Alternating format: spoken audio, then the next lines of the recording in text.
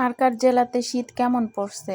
আমাদের এদিকে এতদিন অবশ্য শীত তেমন পড়ে নাই, কিন্তু আজকে বেশ ভালোই শীত পড়ছে এবং এই শীতেই বের হয়ে যাচ্ছি বাজারের উদ্দেশ্যে, কারণ কিছু কেনাকাটা আছে। আমরা মাত্র ৩ জন বসছি, এক রিস্কায় আরও ৩ জন বসা যাইব।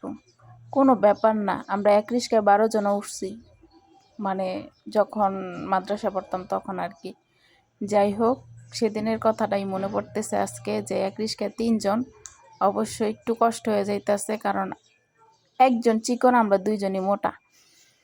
তারপরেই তো বাজারের লম্বা লাইন, যেহেতু রবিবার এই জ্যামটা থাকবই, মাস্ট বি। তারপর কি, রিক্সা থেকে নাইমা চলে গেছে আগে জুয়েলার্সের দোকানে, দেখি কি কিনা যায়।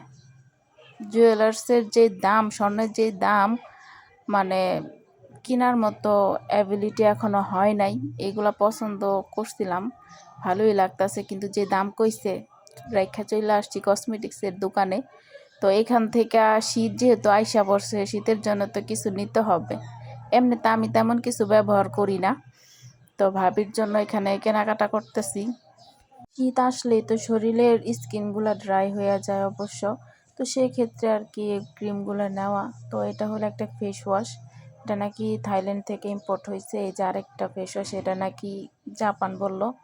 তো যাই হোক, আমার জাপানেরও দরকার নাই, থাইল্যান্ডেরও দরকার নাই। ভাবির জন্য যা যা কেনাকাটার করা শেষ, আমি গেছি গা আমার উদ্দেশ্যে পাখির দিকে।